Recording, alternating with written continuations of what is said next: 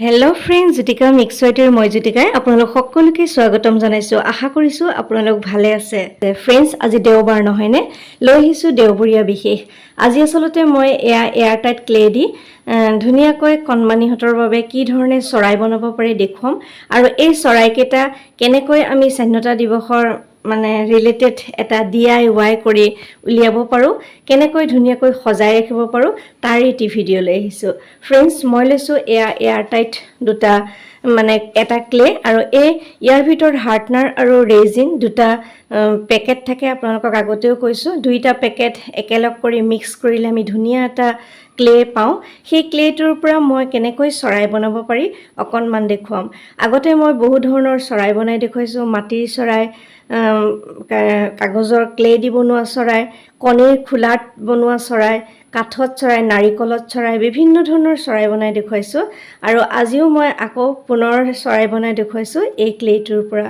আৰু কেনেকৈ বনাইছোঁ চাওকচোন ফ্ৰেণ্ডছ। আচলতে এই দুইটা মিক্স কৰি পেলাই এটা ডো ৰেডি কৰি ল'লোঁ। আৰু ইমান ধুনীয়াকৈ মিক্স কৰিব লাগিব যাতে দুইটা মিক্স কৰিলে হোৱাইট কালাৰ হৈ যায়।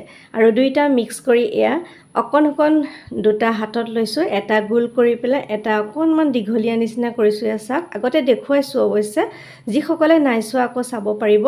আৰু এটা সৰু গোল লৈ লৈছোঁ, অকণ চৰাই বনাইছোঁ। আৰু এই চৰাইকেইটা মই ধুনীয়াকৈ কেনেকৈ সজাই ৰাখিব পাৰোঁ আৰু কেনেকৈ আমাৰ স্বাধীনতা দিৱসৰ লগত ৰিলেটেড কিছুমান কাম কৰিব পাৰোঁ তাকেই দেখুৱাম। চাওকচোন, অকণমান চেষ্টা কৰিলে ধুনীয়া চৰাই কৰি ল'ব পাৰি।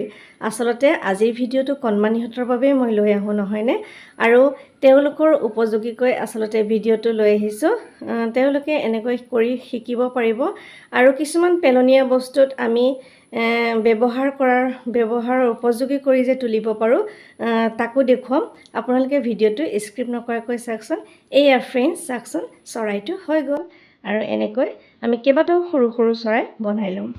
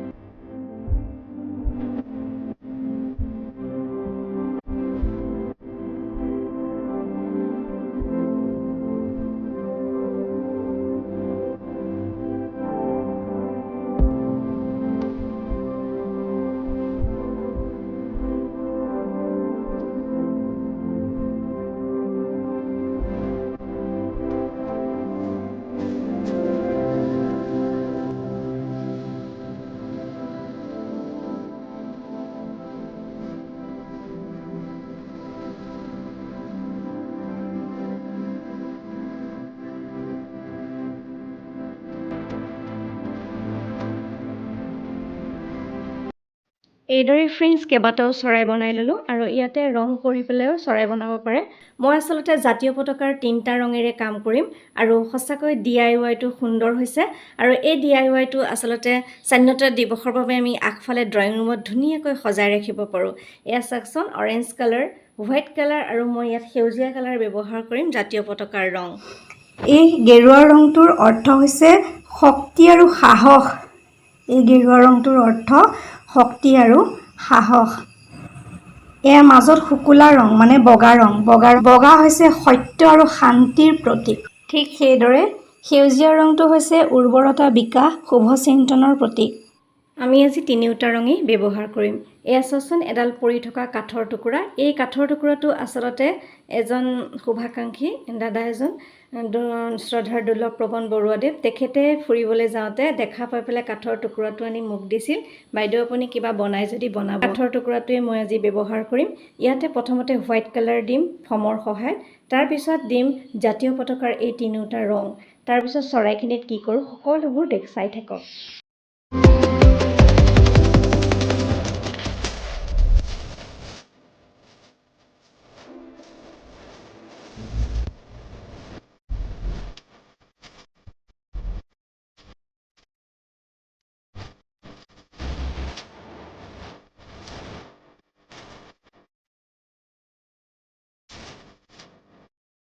এইদৰে ফ্ৰেণ্ডছ এই পৰি থকা কাঠৰ সামান্য টুকুৰাটোত আমি এনেকৈ ৰং কৰি ল'লোঁ আৰু ৰং দিয়া হৈ গৈছে। ঠিক তাৰ পিছতে আমি যিসমূহ চৰাই ৰেডি কৰি লৈছিলোঁ সেই সকলো চৰাইতে আমি হোৱাইট কালাৰটো ইউজ কৰিম। এয়া চাওকচোন, কাঠৰ টুকুৰাটো হোৱাইট কৰি ল'লোঁ।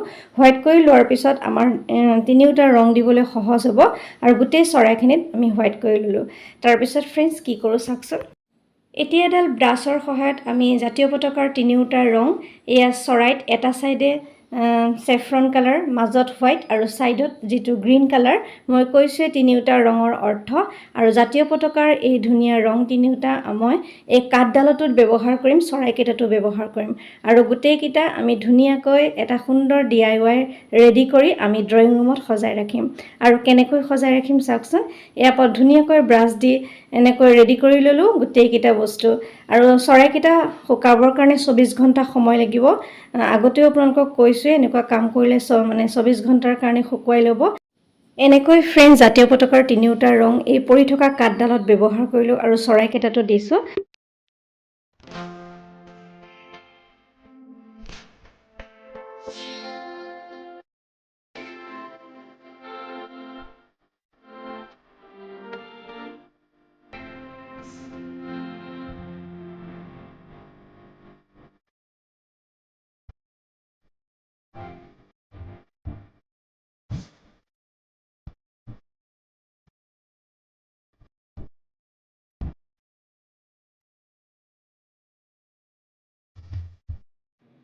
এতিয়া ফ্ৰেণ্ডছ ফেভিকলৰ আঠা দি এই চৰাইকেইটা কাঠডালত ধুনীয়াকৈ লগাই লৈছোঁ।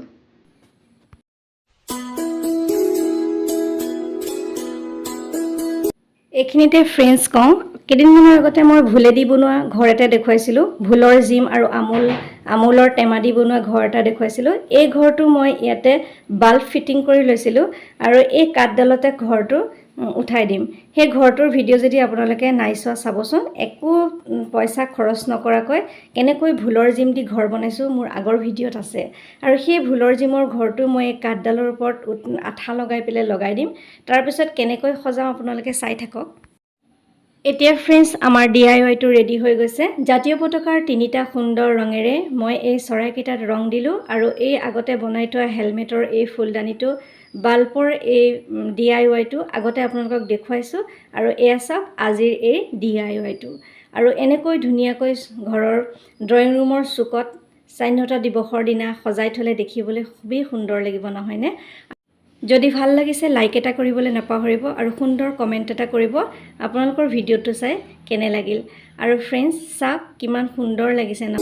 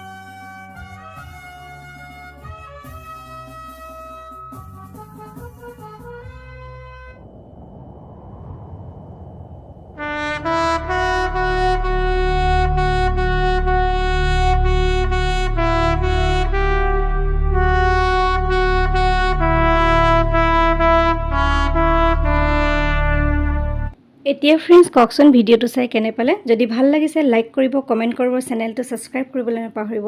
এনেকৈ জাতীয় পতাকাৰ তিনিটা ৰঙেৰে মই DIY কৰি দেখুৱালোঁ আৰু ভিডিঅ'টো যদি ভাল লাগিছে শ্বেয়াৰ কৰিব। আৰু আজিলৈ আহিছোঁ পুনৰ নতুন কাম লৈ, আকৌ অহাৰ প্ৰতিশ্ৰুতিৰে। মই জ্যোতিকা সকলোৰে পৰা বিদায় লৈছোঁ। নমস্কাৰ।